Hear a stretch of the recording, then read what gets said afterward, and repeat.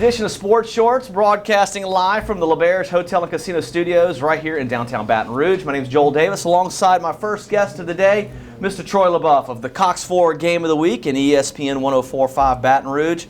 Troy, what a huge weekend it was for Baton Rouge, and a lot of people not real happy in these parts. 6 in a row. LSU goes down to Alabama 10-0. Reminded me a lot of that 2011 season. That championship game when they played Alabama and never got past the 50-yard line with George Jefferson at quarterback. Are you as surprised as I am that they had zero ability to move the football? I knew it was going to be tough, but right. Are you surprised that they literally were absolutely dominated up front? If you put that offensive line on a scale from 1 to 10, they were a 0. Yeah, they struggled. I mean, it was eerily similar to the national championship game, obviously, from 2011. I guess the only difference was I felt like going to the game, LSU was going to do some things different to put themselves in position to be able to beat Alabama. They did do some things different, Joe. They did move some people around, try to scheme with formations and stuff. But at the end of the day, I don't think we can say that Alabama out-coached LSU. At the end of the day, it's the trenches. Yeah. I mean, LSU got dominated in the trenches. After the game, you're on Twitter, you're on the news, you're listening to reports, and a lot of people were coming down hard on Danny Etling. And even Coach Ogeron said that Danny Etling didn't play well. And I immediately thought, that is the wrong statement to make. Danny Etling didn't play well. Yeah, he didn't play because he's running for his life the whole game. I mean, the guy never felt comfortable from the very beginning because he had defenders in his face the entire game. I'm not going to put any. Did he miss a couple throws? Yeah, he missed a couple throws, but he also made some great throws. He made 2 great. One at the end of the game. That last throw of the game was an awful route by the tight end. It was totally rounded off, which made the defender an easier route to cover. Anytime you see a receiver, whether it's a tight end, and you're not making crisp cuts, you're helping the defense. And that route was awful. Danny put it right on the number, right on his hands. He dropped it. It wouldn't have helped any, but the point was it was a good throw. And then the throw to DJ Chark earlier in the game that was out of bounds. That was that should have been caught. That should have been in bounds, and that's on Chark not to get his feet down. The second thing is Danny missed a couple throws, made some great throws, but the rest of the time, if you've never played the quarterback position at any level, I don't care if you play flag football. If you have pressure in your face, imagine getting smacked by 300-pound monsters. Okay, he's 6 foot something, probably barely over 200 pounds, and his offensive line completely let him down. So if Danny Etling's out there listening or anybody else, I'm not putting any of the blame on Etling because that dude never, ever felt comfortable in the pocket, never had time to distribute the football. And he sure didn't get any help on the outside from his wide receivers, and he sure didn't get any help from his offensive line. Yeah, I would agree with those comments. Am I going to completely not put any blame on Danny Etling? No, I can't do that, just like you said. I think he had a couple of opportunities where he could have made some throws, but he looks like he was throwing fastballs. He looked like he was throwing the football. He's getting ready to hell the ball. Yeah, I mean, he never was able to be comfortable. Credit Alabama's defense, and as far as LSU's defense is concerned, they were fantastic. You can't play any better than that to be able to hold that team to 33 points under their average, 150 yards total under their average. They gave them around 300 total yards. But we didn't mention the running back position. Alabama's had Leonard Fournette's number, obviously 3 years in a row. And I don't know if LSU could have did anything different to change that. I think at the end of the day, we talk about this coaching situation. Is Coach O the guy? I love Coach O. I think he would be a big-time representative and a good representative for LSU.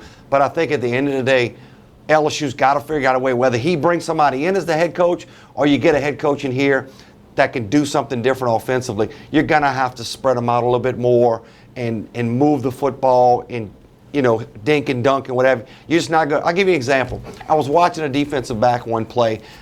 I think they were trying to throw the ball to Chark one time.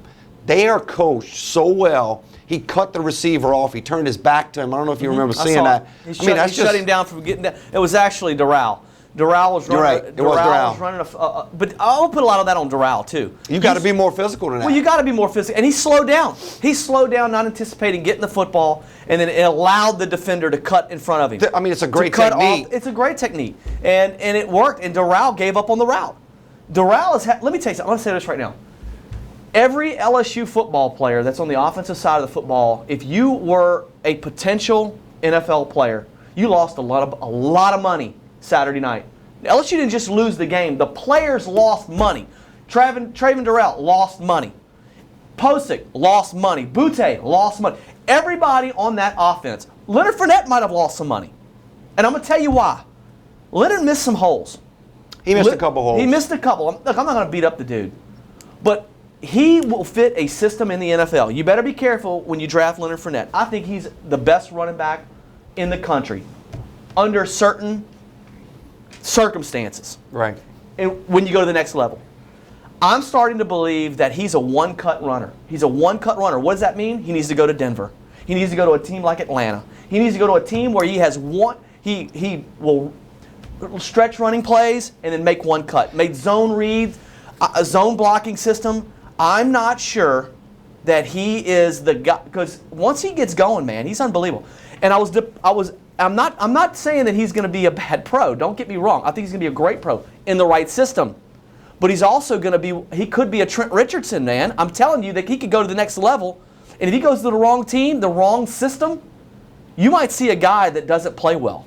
I would be shocked if he wouldn't play well, but I understand where you come from. He seems more comfortable with a fullback in front of him. Absolutely. The flashlight, as he called it, and really, LSU's fullbacks, LSU's tight ends, the offensive line admitted after the game they didn't do a great job. They were terrible. But they were just awful. When I knew LSU was in trouble, and LSU's defense gave them a couple opportunities to get in scoring position by creating turnovers. The first possession of the game by Alabama. When I knew it was in the third quarter, I think I knew LSU was in trouble. They had to keep Leonard Fournette into block. Your best offensive guy had to be there to block. You just couldn't block those guys. I was a little disappointed in the offensive system, not only because of the offensive line, not only because it was very unproductive, but Alabama was having problems running the football as well. Early in that game, the first couple quarters, they couldn't run the football either. Jalen Hurts was the only person that was getting yards offensively. And they started to go through their running backs, trying to find a guy. And they got to Scarborough. And Scarborough eventually found some lanes, started beating on them. I was a little disappointed in LSU. Look, Leonard Fournette was having a tough game. Why not give the ball? Every time guys carried the ball, except for maybe once, he got some positive yards. Why not give him some carries? Just to see a change of pace back. Maybe his running style would have worked better in that environment. So to me, that was a huge mistake by LSU. I'm not saying that Darius Geis is a better back. I don't believe he is. But he's good. He's very good. He's an NFL back.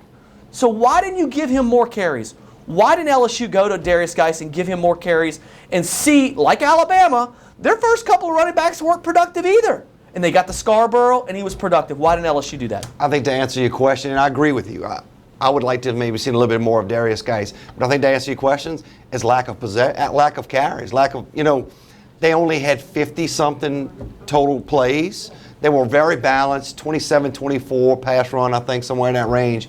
But they had so many 3-and-outs, you didn't have an opportunity for drives to be extended. They only extended. But you got to start drives with them. Start drives with them. Maybe so. You're going 3-and-out because you're not changing anything up. Change something up on a possession. 6 first downs, and of those 6, only one was over 6 yards, and that was the play to Chark, the big ball they caught. Everything else was picking up a first down.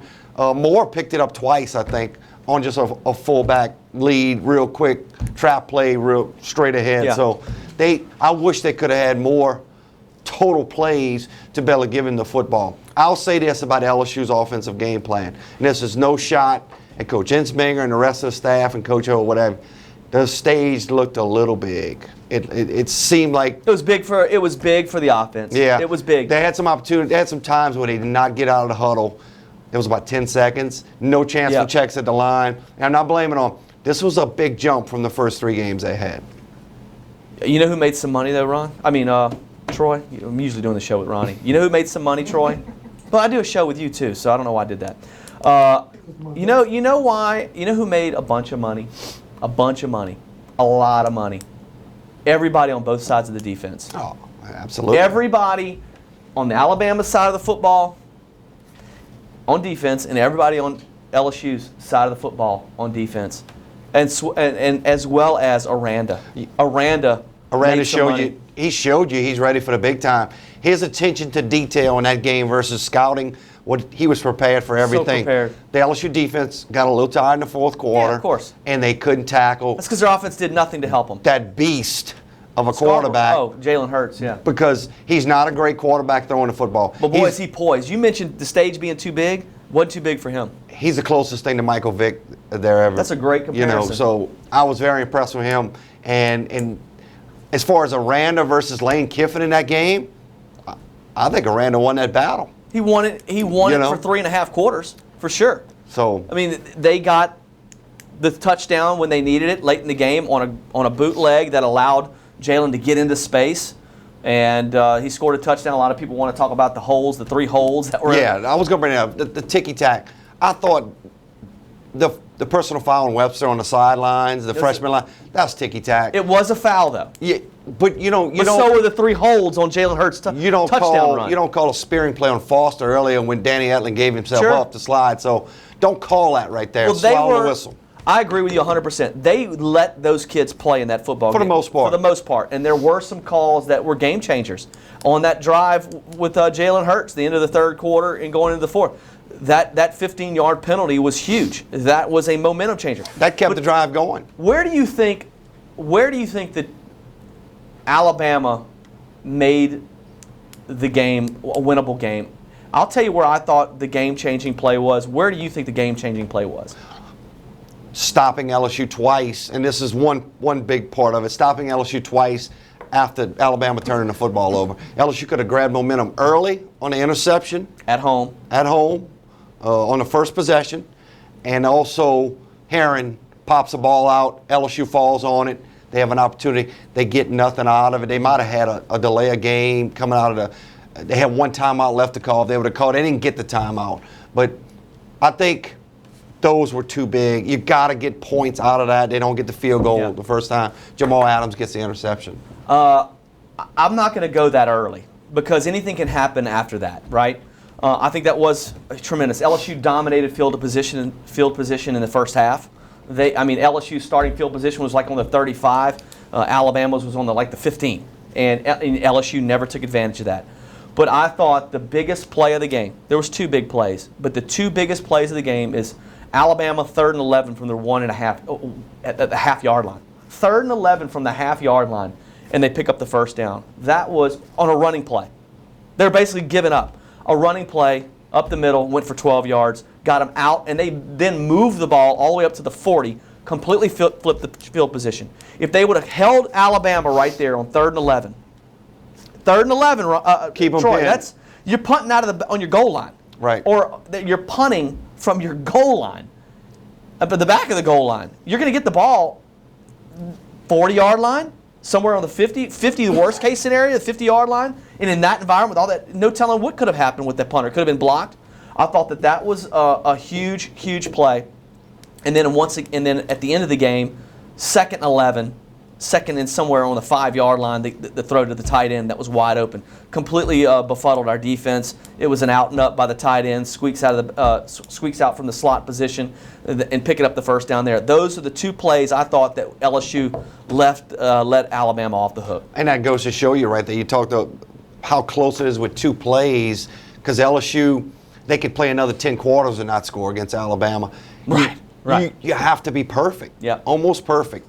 And obviously they were not perfect on offense. Defense, they were close to perfect as you can get. Special teams were decent enough. I thought they punted the ball well. They were able to flip the field a little bit. But no, Alabama flipped it on them quite a bit in the game. Incredible game. It was a great game. It was very fun to watch. If you like hard hitting and you like defense, it was the game for you. Unbelievable ratings. Probably the second tier college game of the season as far as ratings are concerned. I think 11 million people got to see that game. It was a tremendous, tremendous game. If you like smash mouth football, that's what you got. He's Troy LaBeouf. I'm Joel Davis. When we get back, we'll talk a little bit more about LSU and their loss to Alabama and what's next for LSU. Who will the head coach be? Will it be Ed Ogeron? I'll tell you next who I think the head coach will be, and if it's not, could be a huge mistake. We'll be right back.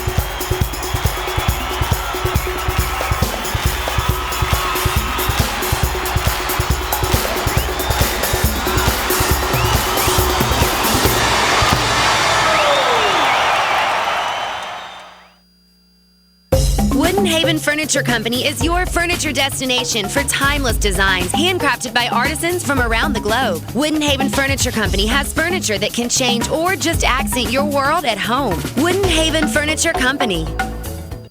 Fed up with Washington? Then Gus Rantz is your guy. It's time to drain the swamp and get rid of career, crooked politicians. Born into government housing, Gus proved that with hard work, anything is possible. Today, Gus employs thousands. I'm not a politician. I'm a businessman. Gus Rantz, a rock-solid conservative. Hillary Clinton would be an absolute disaster. I'll stand up to her and her liberal, crooked ways. I'm Gus Rantz, and I approve this message. When it comes to you or a loved one facing a long-term stay in a hospital, there are other long-term acute care hospitals, and then there is AMG Specialty Hospital. AMG Specialty Hospital is a long-term acute care hospital known as a LTAC. We are designed to give care to patients who require an extended hospital stay. AMG Specialty Hospital focuses on putting our patients first, which is why 90% of our specialty hospital patients and their families would recommend us to others. Other LTACs will care for you. AMG Specialty Hospital will care about you. AMG is committed to delivering quality health care to our patients within the communities we serve. Go ahead, ask your doctor which LTAC hospital they would trust most for their own loved ones. If you're looking for a pretty hospital, they're out there. But if you're looking for the best long-term acute care hospital with great patient care, AMG is proudly serving 8 locations in Louisiana and 7 other locations within the United States. So when the best care is as close as this, there's absolutely no reason to go to any LTAC other than AMG's healthcare management for complex medical needs.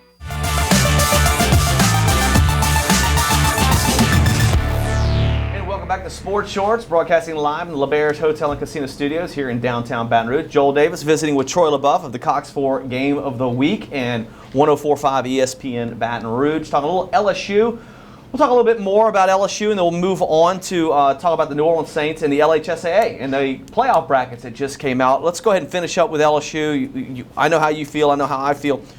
Who gets the job? Well, I think the biggest thing coming up now is what does LSU do after Alabama? We know what they've done the last couple of years. Arkansas has whipped them 2 years in a row, shut them out last year. Arkansas really has had the best success against Leonard Fournette, given 100 yards so far in 2 games. We'll see how this pans out. Alabama's giving him about 140 in 3 games, so we'll see. But who do I think will get the job? It's going to depend on how Coach O does in this next 3-game stretch. But I think at the end of the day, I think he could be a CEO and bring some really good coordinators. He already has one on the defensive side. They haven't had enough time to change offensively. But I think, to me, Jimbo Fisher's got to be right there. I'm not enamored with a Tom Herman. I think he's a good coach. But what has he done? I mean, I know he's won a few games here and there. He's beat up on some inferior competition. He's done a great job at Houston. But I think, to me, I think it's Fisher's job to turn down, and I think Coach O is right there. I would love to see Coach O get the job. I'm going to tell you right now who LSU needs to hire. You need to hire Randa. And of course, I know you don't know where he is in regards to how he is as a recruiter. Can he go into a living room? I think you need to find that out. I think you need to find that out right now. How is he in a living room with parents? I can't see LSU losing this guy. I think he's too good at what he does. Dots his I's, crosses his T's. He'll be a great face of the franchise. He'll never embarrass you. He'll always have a good product in regards to defense on the field. You let him do some defense. You let him handle the defense as well as being the CFO, CEO, whatever you want to call it, of the organization. But I can't imagine LSU letting this guy walk. He's too good. He's too good. You can't let him walk. Well, I know LSU doesn't want to go with a guy that doesn't have any head coaching experience, but I think it's time to just ignore that. I really don't think. I don't think Joe Oliva is going to change his criteria on that. How do you not? I don't completely disagree with you on the Aranda deal. His stock is way up. Buy. He's not going to be here next year. And he's not. He's going to get another job. Think about it, Joe. Assistants say anywhere from 2 to 3 years. Really good assistants or really bad assistants leave. The ones that stay average and can recruit a little bit, they may stay around. But you're not going to keep Aranda. Now, could you keep him if he's a head coach? Yeah. Could he go get somebody to run the offense, spread time offense? I think he could. I'm sure he's got a Rolodex. I'm sure he's got some numbers, some people that he can call. But can he handle? Ed Ogeron can do that, but Aranda can't. Can he handle the whole deal? It's not just being a head. Being a head coach. I think that LSU's. Let me tell you something. I don't think it matters who LSU's head coach is next year. They're going to have a down year. They're losing a lot of people. I think you have to look at that over the next couple of years. They're going to have. It could be tough on LSU. You got the back-to-back Florida years. You got Alabama. That's not going anywhere. Alabama. I mean, seriously, LSU's losing a lot of players this year. This was supposed to be the year. So to me, I think you take your lumps with Aranda over the next couple years and then see what he does in year 3. I really believe that should be the philosophy here, is not what we're going to do next year, is what are we going to do in 3 years with our next head coach. Let's just say you put the AD hat on and Joe Levy, you make that change. Is it in your mind, are you concerned what happens to where he goes and how that could affect your program? Yeah, of course. I mean, I think that you try to do everything to keep him. He could end up at Alabama. I think you try to keep him. I think you go to Ed and go, listen, we're going to lose this guy. We don't want to lose him. We don't want to lose you. So what do? You guarantee me a way to keep Aranda, and I'll make you the head coach. If not, we got to find a way to keep both of you. Pay him more.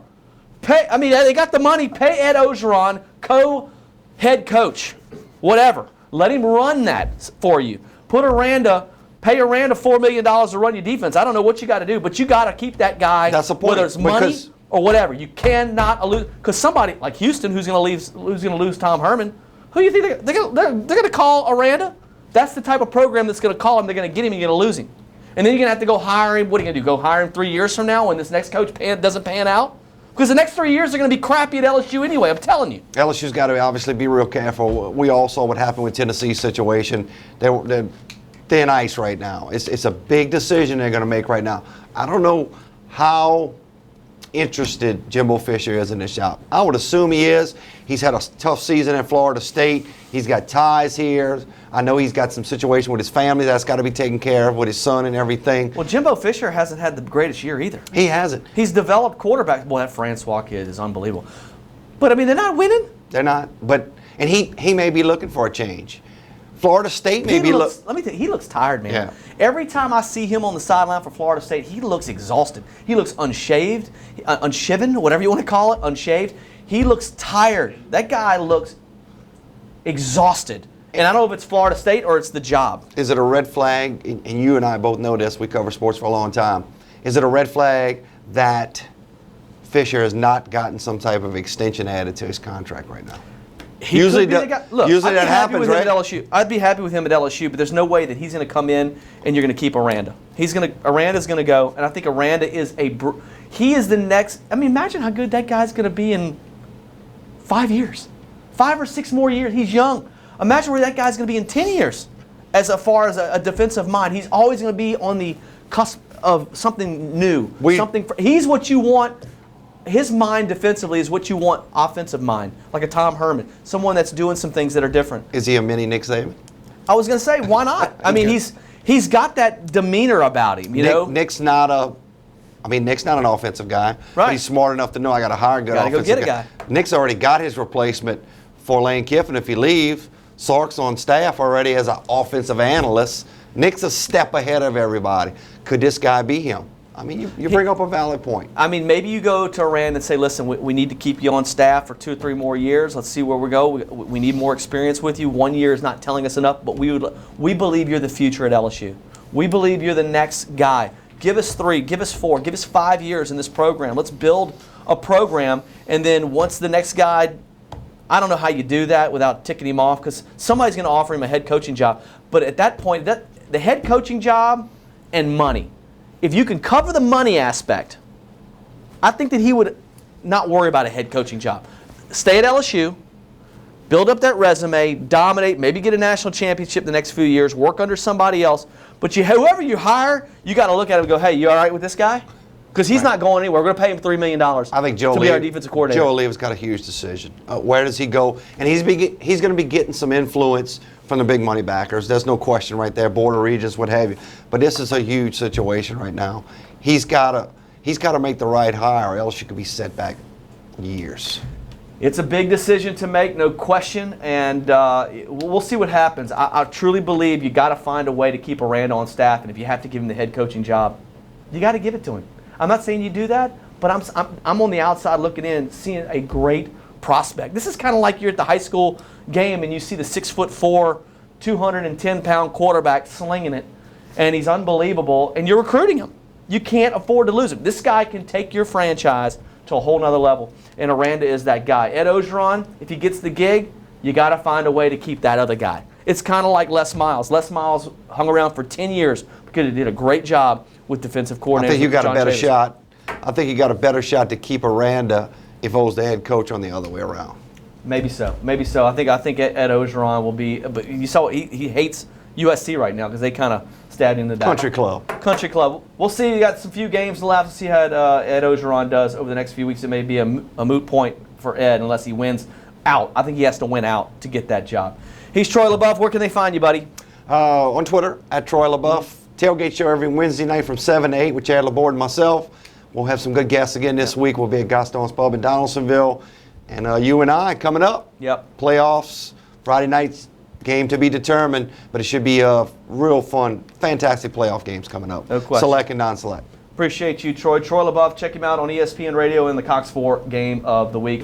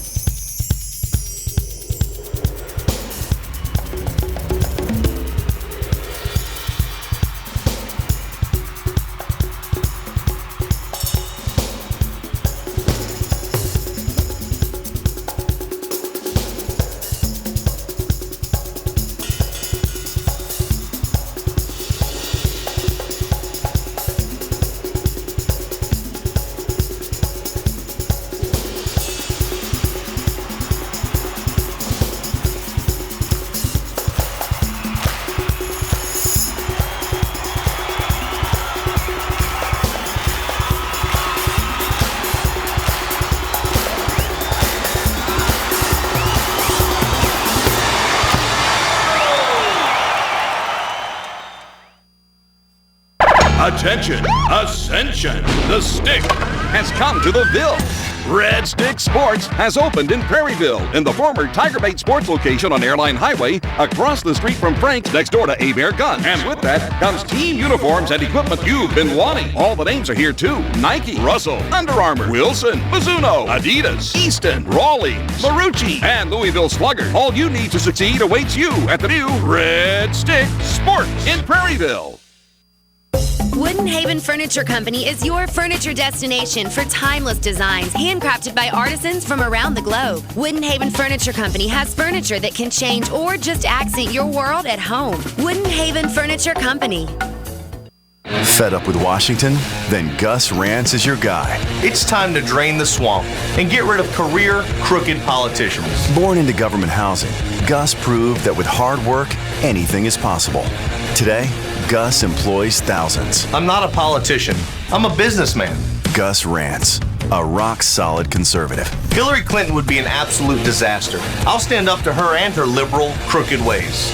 I'm Gus Rantz, and I approve this message. When it comes to you or a loved one facing a long-term stay in a hospital, there are other long-term acute care hospitals, and then there is AMG Specialty Hospital. AMG Specialty Hospital is a long-term acute care hospital known as a LTAC. We are designed to give care to patients who require an extended hospital stay. AMG Specialty Hospital focuses on putting our patients first, which is why 90% of our specialty hospital patients and their families would recommend us to others. Other LTACs will care for you. AMG Specialty Hospital will care about you. AMG is committed to delivering quality health care to our patients within the communities we serve. Go ahead, ask your doctor which LTAC hospital they would trust most for their own loved ones. If you're looking for a pretty hospital, they're out there. But if you're looking for the best long-term acute care hospital with great patient care, AMG is proudly serving 8 locations in Louisiana and 7 other locations within the United States. So when the best care is as close as this, there's absolutely no reason to go to any LTAC other than AMG's healthcare management for complex medical needs.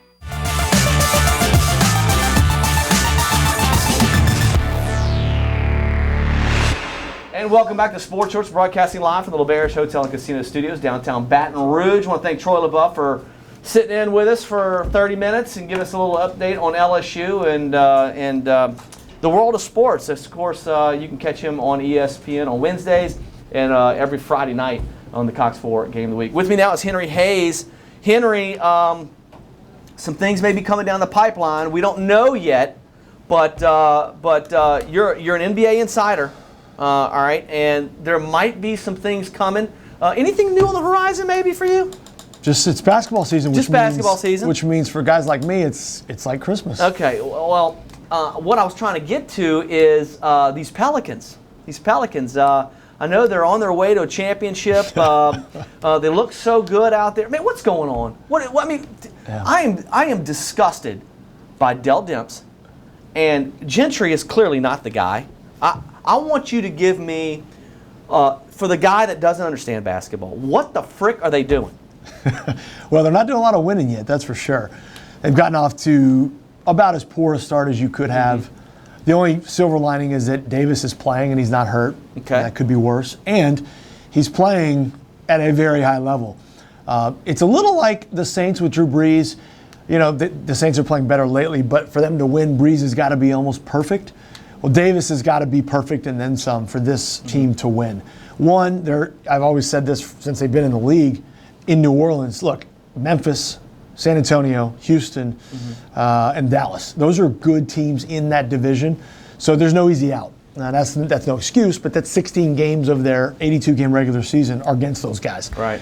So I've always felt you needed a gimmick in New Orleans to win. Do you run high pace? Are you a defensive club? What is your thing?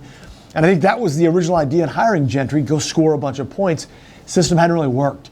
Now, to your point about Demps, you could say what he's delivered for Gentry to play ball hasn't worked. And the roster that they're rolling out now is not good. I mean, you're talking about 6 or 7 guys on that roster that probably wouldn't be on many other NBA rosters, period. Right. So it's tough. It's tough to win games when you don't have guys that can play. What was the biggest mistake of the offseason? Where besides the Buddy Hield pick, besides that pick, where did they go wrong? That's a good question. I mean, I think, look, Hield, the jury's still out. It's early. You drafted him as an NBA-ready shooter. Hield showed that really he was probably the best shooter we had in college basketball last year. He was here last year, had a great game in the PMAC on a Saturday against LSU in a tight game. Showed that he has range and he can hit. Still, it's taking him some time. I wouldn't give up on Buddy Hield just yet. He's got a great attitude, great work ethic. I think he's going to take to the NBA game, but it's taking some time. I think he tries too hard. Right now, and that's we'll get back to that. But I asked you the biggest mistake in the off seasons, and I know the Buddy Hield thing. I've never been a big fan of his, even when he's knocking down big shots. But free agency, what was the biggest mistake in this organization in the offseason? Well, the problem with New Orleans is a lot like a lot of other franchises in the league, that you're not going to get a high-end free agent to come to New Orleans. Boston is a little bit the same way, the Celtics. Now you'd say, well, the Celtics have 18 championships, and they do. But until they signed Al Horford this year, they really hadn't gotten a guy to say, you know what, I want to choose to go to Boston for big money. In the history of that franchise, it's just a tough place to sign free. It's not LA, it's not Miami. So I think it's not Phoenix. I think that the Pelicans have to be creative. They want a little more defensive in the free agents they signed, but they're more bargain basement guys. They went defense, and now they're giving up more points than they've ever given up in the last 5 years. So it's a rough start. I mean, it's unbelievable. It's so bad. Henry, they're unwatchable. I'm a big Pelicans fan. They're unwatchable because you can see that this is not NBA caliber basketball. And you can see the frustration in Anthony Davis. I mean, the guy's unbelievable. He's going to leave. He's not going to stay around. Well, but the good news there is they've got him locked down for another 5 years. He's not going anywhere. He's going to be mad. He's going to be super, super mad the whole time. I think it's $23 million he's making will soothe him being mad. I think you might be right. I think he's going to be okay. Sign me up. But you see his frustration every game. He doesn't have that playful attitude. It's just like he's getting older. He's getting a little more mature. He's 22. I was going to say. He's 22. He's older. He's more mature. Right. But at the end of the day, you're seeing this is bull. This is horse manure. Well, Davis has to take some ownership too, because last year, I think a lot of guys that I speak with around the league, scouts and some coaches, felt that he had a chance to be a top 3 player in the league last year, PER and all the other ways we measure players, and he did not. Now, you can also equate that to his roster, and he was hurt, but Davis had an off year last year. So I think he's still kind of figuring out, how do I be a leader at age 22? How do I carry a franchise? And that's a tough burden and tough thing to learn. So as Davis's game matures, you hope that the Pelicans are able to surround him. I think, in my opinion, leadership, Benson, and they need to figure out, is Demps the guy to take the franchise into the future? That's a fair question. Do you think Demps is the guy to take this team in the future? I think that they've had their chance. I think, to me, a move is warranted, but that's my personal opinion. Where do you go? I mean, who's out there that you would see? Wow, like that would be an eyebrow lifter if they went and got somebody. Who's on the street that if they decided to make a change today or in the off season, who's somebody that they could target? Well, basketball is much like baseball, and it's square in the middle of this sabermetric and data analytic revolution. Some of it has been beneficial, some of it not so much, and we're still kind of on the uptake of how to use that data. But what you're seeing is those kind of guys, which come from like the Daryl Morey tree in Houston, Greg Popovich's tree in San Antonio, to me is, although ironically Monty Williams is they tried that one. So, I think it's, Joel, you got to say, what does Benson want? What's the stamp of the Pelicans? That's back to what I said a moment ago. What are you? Are you a team that scores 120 a game? I'll give you an example. The Lakers, who had the second worst record in the league last year, a position that franchise is not known to be in, hired Luke Walton off the Golden State bench. Right. Well, guess what? They're scoring 116 a game. Now, it's 7 games in, but that's a big difference from where they were last year, and they've got some different players. So LA has said, you know what? We're going to run up tempo, we're going to pace and space, and we're going to score a lot of points. So they made the commitment to go with Luke Walton. That's the decision that Benson needs to make with the Pelicans. What are you? Do you lock teams up? Memphis, for example. Older, higher-priced veterans, played tough defense, ground you out half court. That's what they are. Houston really don't care about defense. They signed Eric Gordon and the big guy from the Hornets last year, Ryan Anderson. So they're going to try to shoot you to death and win 131 to 128. Again, that's who they are. I think the Pelicans need to come up with that identity and run with it. Is Drew Holiday going to be able to get back, get healthy, and help this basketball team? I mean, I understand that he can't save the franchise, but will he make this team give them a chance to win every night? So, ironically, I think his situation is going to help the team. Holiday, when he plays, is effective. He can create off the bounce. He can guard his man. He runs the team well. Turns the ball over lower than the average for his position.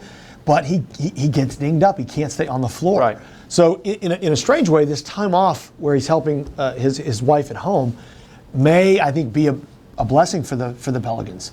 So when he comes back, if he's healthy, yeah, of course he can help. He's a veteran. He's been around. Again, he can get his own shot, which in this league is a commodity. It's not something you want. It's just a question of when he does come back. Put Tyreke Evans on the floor. Put Drew Holiday on the floor. Anthony Davis. How much better will this team be? I mean, I want to see some victories. I want to see them putting teams away. I feel like they've had every game's been a home game, and they're 0-6. So to me, Tyreek Evans he's an offensive. He's a monster offensively, clearly, but he's very selfish in that regard. But defensively, I think that he'll hurt you, and they've had some problems there. This Tyreek Evans, when he comes back, help this basketball team. Well, the problem with Evans is he's got a little injury that's a little more serious than your garden variety on the shelf for 10 days. He had a blood clot surface in an off-season surgery that those are very serious, because if they travel up to your lung, you're dead. That's it. It's the reason that Chris Bosh will never play basketball again. Right. So it's relatively serious. So there's no timetable for his return. If he does come back, if you pair him with Drew Holiday, if Davis is in the lineup, if Buddy Hield improves, I think you got a team that is struggling for that 9-10 spot in the West. Because look, you've got teams like Minnesota and Utah that are young and kind of on the come, added some players, and they're good. So they're going to struggle. But I think that they can, of course, look, they're going to be more competitive than 0-6. Right. So let's talk about Buddy Hield. This is a guy that dominated the college level as far as scoring the basketball. We saw it right here in the PMAC last year. He was a phenomenal, a big-time threat offensively. And you look at his game and how it projects into the NBA, and I'm just going to kind of give you my analysis, what I see, and you can tell me you don't know what the hell you're talking about, or you're kind of on par, or that could change as he gets better. I see a player that tries too hard with the basketball in hand. Instead of being a set shooter, someone that just takes the shot, I think he tries to do too much with the basketball. You're a shooter. You came into this league as a shooter. Why are you trying to beat people off the dribble? I don't think that he's that type of player. I don't see him creating his own space at the NBA level. So NBA defense is a lot different than what he faced at Oklahoma. Sure. If you're an NBA coaching staff, you've got a lot of book and film on Buddy Hield, and they're going to take away what you do best. So then the question is, what else can you do? For Hield, he was a space shooter, which means he could catch and shoot at the college level and didn't need much time to get his shot off. The NBA is going to step into him and make it tougher for him to get a shot off. So now he's having to put the ball on the deck and try to create off the dribble, which is where you're seeing him struggle a little bit, because he didn't have to do that much in college at Oklahoma. They ran a lot of pick and roll, double pick and rolls for him at Oklahoma. So that's new for him. But again, his work ethic and his attitude are really, really good. So that's why I think he's going to be okay.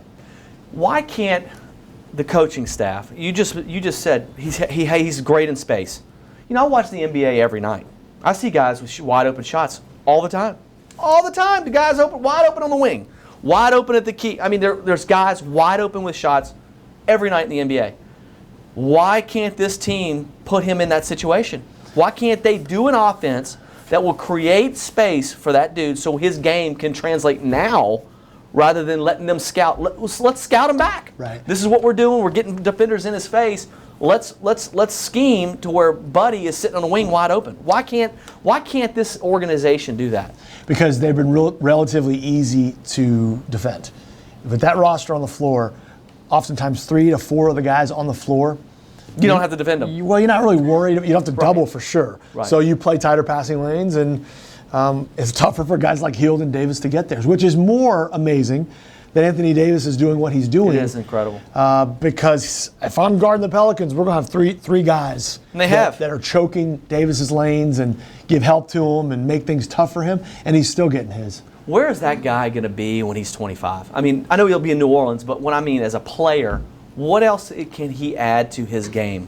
Besides other players, obviously. That would be huge for him. Yeah. But what else can he add to his game? Because as a person that doesn't know the game as well as you do, he looks like a complete player. Maybe defensively on the smaller, because sometimes you'll see him get matched up with smaller players and they'll go right past him. Where can he get better?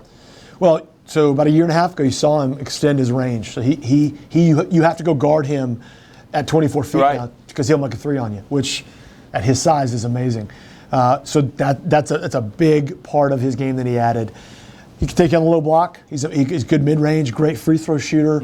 I think you're seeing him now figure out how to work with double teams and still get his shot. He can finish, obviously.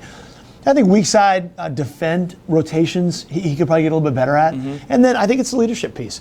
He's now having to carry a pretty bad team, and he's got to keep his attitude good night in and night out. Because guess what? if you're the leader of the team and paid the most, I don't care if you're sad. Go show the younger guys on the team how to compete and be a professional on an NBA level, and that's what Davis needs to learn how to do. He's on the right path, and Davis is a great guy. His attitude is awesome. Yeah. So they're going to be okay with him. But you're seeing a skill set with his size that we haven't seen this player. Dirk Nowitzki at 7-footer could shoot threes. He's so much more athletic than Dirk ever was. Right. Durant at his size can shoot, but Durant can't put guys on his rear end at the low block like Davis can. Again, God, great. can you imagine if he gets his range, a Durant range? Yeah. That would be. Could that happen? Could he get as good behind the arc as Durant? I don't think so, because KD just possesses a quick catch and shoot where. He looks like a guard. He looks like a shooting guard. He plays like a shooting guard. Again, we've never seen anything like him. Yeah. These are two really individually unique guys that you talk about a combination of a bunch of great players, it makes it fun to watch. Who wins a one-on-one matchup between Kevin Durant and Anthony Davis? I don't know, but I'm buying a ticket. That would be incredible, because you got two different completely games, but the body build is relatively the same. Yeah. Henry Hayes, our Sports Shorts resident, NBA insider as well as college basketball insider. We're going to talk LSU basketball. We're going to take a quick break. When we get back, we'll talk about LSU. LSU, another team that we just don't know what to expect. They have a big game tonight. Who are they playing against tonight? Reinhardt. Where are they from? They're an NAIA school. Okay, so they're from past Christiane or something. I believe it's North Georgia. North Georgia. Yeah. Henry Hayes, I'm Joel Davis. We'll be right back.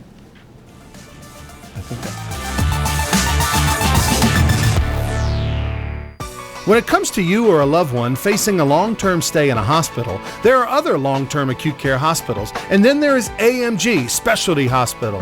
AMG Specialty Hospital is a long-term acute care hospital known as a LTAC. We are designed to give care to patients who require an extended hospital stay. AMG Specialty Hospital focuses on putting our patients first, which is why 90% of our specialty hospital patients and their families would recommend us to others. Other LTACs will care for you. AMG Specialty Hospital will care about you. AMG is committed to delivering quality health care to our patients within the communities we serve. Go ahead, ask your doctor which LTAC hospital they would trust most for their own loved ones. If you're looking for a pretty hospital, they're out there. But if you're looking for the best long-term acute care hospital with great patient care, AMG is proudly serving 8 locations in Louisiana and 7 other locations within the United States. So when the best care is as close as this, there's absolutely no reason to go to any LTAC other than AMG's healthcare management for complex medical needs.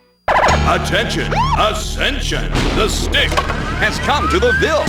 Red Stick Sports has opened in Prairieville in the former Tiger Bait Sports location on Airline Highway, across the street from Frank's, next door to Abear Guns. And with that comes team uniforms and equipment you've been wanting. All the names are here too: Nike, Russell, Under Armour, Wilson, Mizuno, Adidas, Easton, Raleigh, Marucci, and Louisville Slugger. All you need to succeed awaits you at the new Red Stick Sports in Prairieville. Fed up with Washington? Then Gus Rantz is your guy. It's time to drain the swamp and get rid of career, crooked politicians. Born into government housing, Gus proved that with hard work, anything is possible. Today, Gus employs thousands. I'm not a politician. I'm a businessman. Gus Rantz, a rock-solid conservative. Hillary Clinton would be an absolute disaster. I'll stand up to her and her liberal, crooked ways. I'm Gus Rantz, and I approve this message.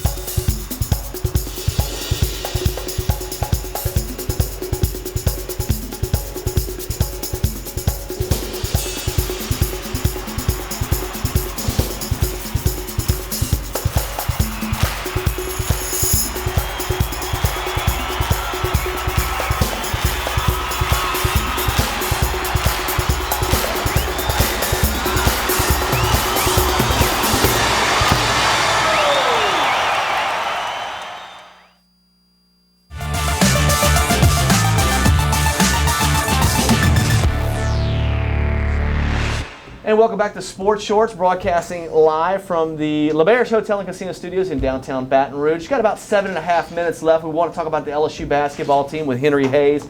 By the way, if you want to catch Henry online, this guy knows everything about college basketball, LSU, the Pelicans, and the NBA. It's fantastic. Check him out on Twitter, Henry B. Hayes. Henry B. Hayes at Twitter. And Henry, we talked about the Pelicans. They're a disaster. They're hugely disappointing. By the way, is he going to win tomorrow? Is Trump going to win tomorrow? I don't know. Who you vote for? No, you don't have to answer that. Let's talk about LSU. What in the world are we going to get with this basketball team? They were a complete disaster last year. Ben Simmons is a forgotten season, to be honest with you. Ben Simmons has forgotten about it, wishes he had probably never even done it. But this is a team that struggled mightily last year. To me, the only person I'm looking forward to seeing this year is Victor. And Victor's not even playing in the first game.